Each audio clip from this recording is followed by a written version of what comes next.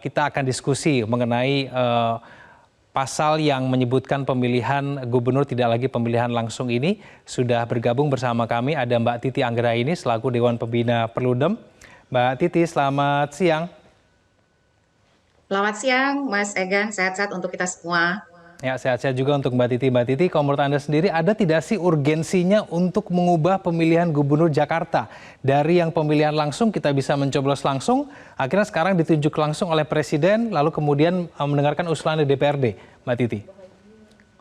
Ya, ini kan RUU inisiatif dari DPR ya. Jadi prosesnya masih bergulir dan belum final. Nah, terkait dengan mekanisme pemilihan, mekanisme khusus memang dimungkinkan untuk pilkada. Karena mengapa? Karena dimungkinkan oleh konstitusi kita pasal 18B ayat 1. Jadi ada daerah istimewa, ada daerah khusus. Nah, daerah khusus itu ada pertimbangan-pertimbangannya. Misalnya mempertimbangkan untuk kondisi ekonomi, politik dan lain sebagainya. Nah, Jakarta ketika menjadi ibu kota, kekhususannya itu adalah pilkadanya hanya di tingkat gubernur atau di tingkat provinsi, dan penentuan calon terpilihnya pun adalah tidak popular vote atau tidak pluralitas, mohon maaf, tidak pluralitas begitu ya, melainkan mayoritas, alias harus 50% plus 1 baru bisa terpilih menjadi gubernur. Makanya sering disebut sebagai pilkada rasa pilpres. Karena memang mekanisme keterpilihannya seperti di Pilpres 50% plus 1. Nah, bagaimana kemudian setelah Jakarta tidak lagi menjadi ibu kota? Nah, ini kan nampaknya pemerintah tetap menggunakan pendekatan sebagai daerah khusus begitu ya. Sayangnya kemudian sesuatu yang tidak bermasalah terkait dengan politik pemerintahan dalam negeri, terkait dengan pemilihan gubernur, itu justru diutak-atik begitu. Harusnya menurut saya pembentuk undang-undang dalam hal ini DPR fokus saja kepada menentukan kekhususan DKI Jakarta pasca tidak lagi menjadi ibu kota. Jadi kekhususannya itu dalam konteks apa? Apakah dia mau dijadikan sebagai misal pusat bisnis, pusat ekonomi begitu seperti New York, atau apakah yang ingin menjadi label khusus dari Jakarta?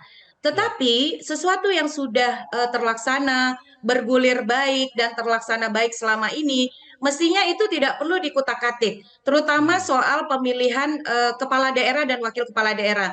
Kenapa Mas Egan? Karena pemilihan kepala daerah di DKI Jakarta itu kan selama ini bahkan menjadi barometer politik nasional ya, dinamikanya. Lalu kemudian bahkan sering disebut bahwa untuk menjadi pemimpin nasional salah satu promosi karirnya adalah melalui DKI Jakarta. Selain itu dari sisi fakta objektif, pemilih di Jakarta itu relatif terliterasi baik, baik dari sisi literasi digital dan juga literasi politik. Bahkan indeks demokrasi Jakarta itu salah satu yang tertinggi dibandingkan provinsi-provinsi lain di Indonesia. Jadi justru kondisi objektif pemilih dan juga pelaksanaan demokrasi di Jakarta itu menandakan atau menunjukkan adaptasi dan kesiapan masyarakat Jakarta terhadap praktik demokrasi langsung atau kemudian pemilihan kepala daerah langsung. Jadi ini agak aneh nih. Jadi ketika bicara kekhususan justru sesuatu yang menonjol yang menjadi praktik baik, walaupun dengan segala dinamikanya ya, malah dihapuskan gitu. Menurut saya mestinya DPR tidak usah mengutak-atik terkait mekanisme politik, terutama pengisian kepala daerah, tetapi fokus saja menunjukkan apa yang menjadi kekhususan DKI Jakarta. Misalnya apakah sebagai tadi ya, ibu kota ekonomi Indonesia begitu, atau ibu kota bisnis Indonesia. Nah, lebih baik ke sana begitu, jangan istilahnya mengutik sesuatu yang justru selama ini sudah menjadi proses yang berjalan baik di DKI Jakarta dan diterima dengan baik oleh masyarakat di DKI Jakarta, Mas Egan. Ya, Mbak Titi, bagaimana dengan alasan pilkada DKI itu mahal, mendingan uangnya dipakai buat kesejahteraan ataupun pembangunan, bukankah itu lebih baik? Nah, jangan dijawab dulu Mbak Titi, kita akan bahas itu usai jeda. Pemirsa jangan kemana-mana, terusnya akan kembali. Ya, masih bersama dengan saya ada Ketua Dewan Pembina Perludem, Mbak Titi Anggraini. Mbak Titi, bagaimana dengan alasan pilkada DKI Jakarta itu mahal, dan kemudian proses yang ditunjuk langsung oleh Presiden dan melalui DPRD ini kan juga demokratis, jadi sebetulnya tidak ada yang salah dengan itu. Tanggapan Anda? Itu argumen yang sangat berbahaya loh, Mas Hmm. Egan. Kalau argumen itu menjadi justifikasi di DKI Jakarta, itu pasti akan menular ke daerah-daerah lain. Jadi kita Hmm. bayangkan untuk DKI Jakarta, sekarang posisinya masih DKI Jakarta, mohon maaf ya. Untuk Ya. Jakarta yang literasi politik warganya baik, yang indeks demokrasinya rata-rata tertinggi di Indonesia, dengan sarana prasarana pendukung yang sangat memadai, alasan Hmm. biaya yang tinggi itu dijadikan argumen untuk memindahkan alokasi sarana rakyat memilih pemimpin menjadi instrumen untuk pembangunan. Padahal kalau dilihat dari kepentingan pembangunan, Jakarta itu kan leading ya atau memimpin dibanding daerah lain. Jadi Ya. itu saya khawatirkan akan menjadi pintu masuk bagi argumen-argumen berikutnya untuk mengevaluasi pemilihan di daerah lain. Jadi kalau Hmm. untuk di Jakarta yang dari sisi anggaran, dari sisi kapasitas pemilih, sarana prasarana pendukung sangat memadai dan sangat layak untuk pilkada langsung dengan Ya. segala kesiapan infrastrukturnya, maka hal yang sama nanti argumennya akan digunakan untuk memilih tidak langsung bagi daerah-daerah lain. Jadi saya kira Hmm. itu sesuatu yang berlebihan dan justru tidak bisa menjadi pembenar untuk konteks Jakarta ya. Jadi Oke. kalau alasan anggaran dan lain sebagainya, apalagi kalau kita bicara misalnya pemilu dan pilkada, ternyata justru di tahun pilkada dan tahun pemilu itu ada peningkatan ekonomi begitu karena meningkatkan Ya. belanja di beberapa sektor tertentu. Tetapi Ya. lebih dari itu menurut saya ya RUU ini kemudian kehilangan fokus arah dan prioritasnya di dalam menempatkan kekhususan DKI khususan Jakarta. Jakarta pasca IKN, pasca nanti kita pindah ibu kota negara, Ya. memang kan harus dicarikan kekhususannya, apalagi ini menjadi melting pot bagi seluruh warga Indonesia dari Ya. berbagai provinsi dan lain sebagainya. Dia menjadi pusat bisnis yang sangat luar biasa. Nah, Hmm. harusnya pembentuk undang-undang tuh fokus ke sana. Hal-hal Hmm. yang tidak bermasalah, hal-hal yang sudah dipraktikkan baik, itu tidak usah dipersoalkan begitu. Ya. Mbak Titi. Jangan-jangan justru ini menjadi agenda untuk kemudian mendorong kepentingan-kepentingan berikutnya. Bagi saya sih Ya. sudahlah gitu ya. Tahun 2014 kita sempat ramai-ramai soal pilkada oleh DPRD, mendapatkan penolakan yang sangat besar oleh publik Ya. sampai akhirnya Presiden SBY pada saat itu mengeluarkan Perpu dan kita habis energi banyak di situ. Mari kita melangkah ke arah yang lebih baik. Dan untuk Hmm. Ya. Jakarta saya kira Jakarta ini jadi model soal Ya. bagaimana indeks Mbak Titi. demokrasi, bagaimana Tapi praktik demokrasi dan oh, literasi publiknya. Jadi diskursus politiknya relatif berjalan baik. Jadi jangan ya Mbak Titi. dikutak-katik sesuatu yang Oh, sudah baik, nanti prasangka publik terhadap DPR bisa makin buruk begitu. Nah itu ya. yang bisa dievaluasi dari gagasan ini, Mas Egan. Ya, Mbak Titi, kita masih ingin tahu sebetulnya siapa yang mengusulkan pertama kali mengenai ide menggantikan sistem pemilihan ini karena Ahmad Baidowi pun mengatakan ada aspirasi tapi tanpa menyebutkan siapa yang menjadi pengusul pertama. Tapi kalau menurut Anda siapa sih yang diuntungkan kalau pemilihan gubernur Jakarta ini dipilih oleh Presiden dan melalui DPRD, Mbak Titi? Iya, ini kalau baca teksnya ya, yang Hmm. memilih itu adalah presiden dengan memperhatikan usulan DPRD. Itu kan ilustrasi yang sama persis dengan pengangkatan penjabat, Mas Egan. Hmm. Penjabat gubernur kan juga begitu, yang mengangkat memilih presiden dengan memperhatikan usulan DPRD. Konsep memperhatikan itu kan voluntary, bukan Ya. sesuatu yang mandatori atau imperatif. Nah, dengan demikian posisi tawar DPRD sebenarnya juga sangat lemah begitu ya. Kecuali Ya. kemudian kalau prosesnya diawali di DPRD, lalu Presiden hanya menentukan yang berasal dari DPRD tersebut.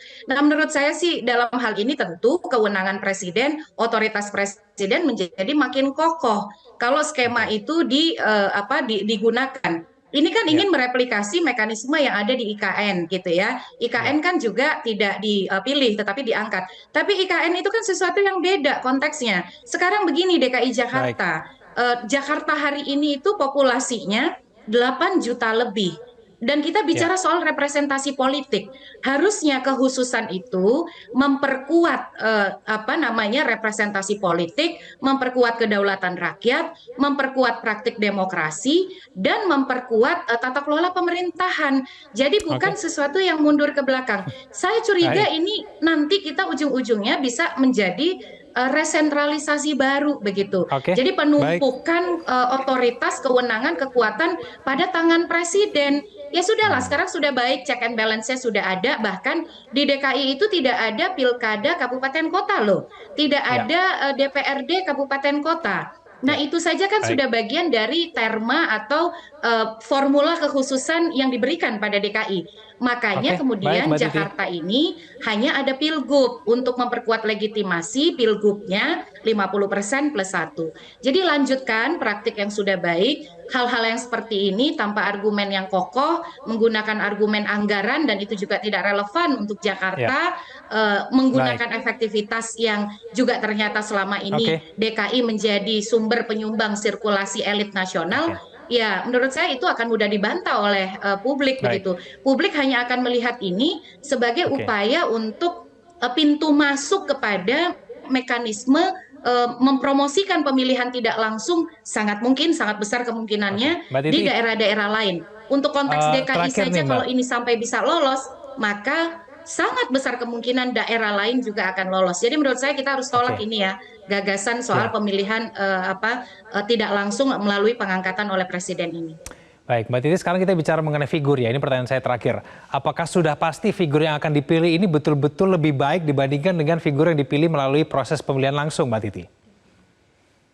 Figur itu lebih baik atau tidak itu relatif ya Mas Egan ya. Hmm, Tetapi proses deliberasi yang melibatkan rakyat, bagaimana rakyat itu didengar, berdialektika, itu kan bagian dari proses pendewasaan politik dan fasilitasi kedaulatan rakyat. Kita kan hmm, ingin pemerintahan itu yang inklusif, bukan ditentukan oleh segelintir orang.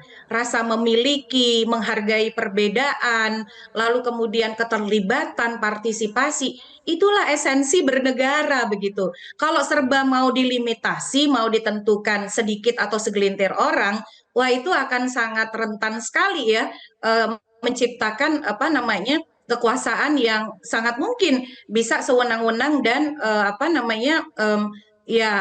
tidak memperhatikan apa yang menjadi aspirasi masyarakat. Yang terpenting dari proses yang berlangsung di DKI Jakarta selama ini ya, atau berlangsung di Jakarta, Jakarta ini menjadi role model bagi daerah-daerah lain. Dia ya, menjadi referensi politik bagi daerah-daerah lain dengan segala dinamikanya. Walaupun hmm, misalnya ada catatan soal pilkada 2017 dan lain sebagainya, tapi ya, justru dari sanalah kita bertransformasi. Ketika rakyat yang memilih, ada relasi representasi di mana seorang pemimpin harus mempertanggungjawabkan apa yang menjadi janji politiknya, menjadi ya. komitmen politiknya, dan itu juga yang bisa dievaluasi oleh masyarakat sebagai pemilih. Nah, kalau kemudian diserahkan hanya pada individu presiden, selain ini menjadi pintu masuk dari resentralisasi, dan ini juga sekali lagi akan mungkin menjauhkan dari fungsi rakyat sebagai bagian dari pemilik kedaulatan rakyat dan memperlemah praktik demokrasi yang menurut saya di Jakarta itu sudah berjalan baik dan tidak perlu diutak-atik gitu, Mas Egan. Oke, baik. Mbak Titi Anggrani, kita akan nanti saksikan ya proses di DPR akan seperti apa, apakah lolos atau tidak ini menjadi undang-undang. Terima kasih Mbak Titi telah bergabung bersama kami di Metro Siang. Selamat siang Mbak Titi. Jelajahi cara baru mendapatkan informasi. Download Metro TV Extend sekarang.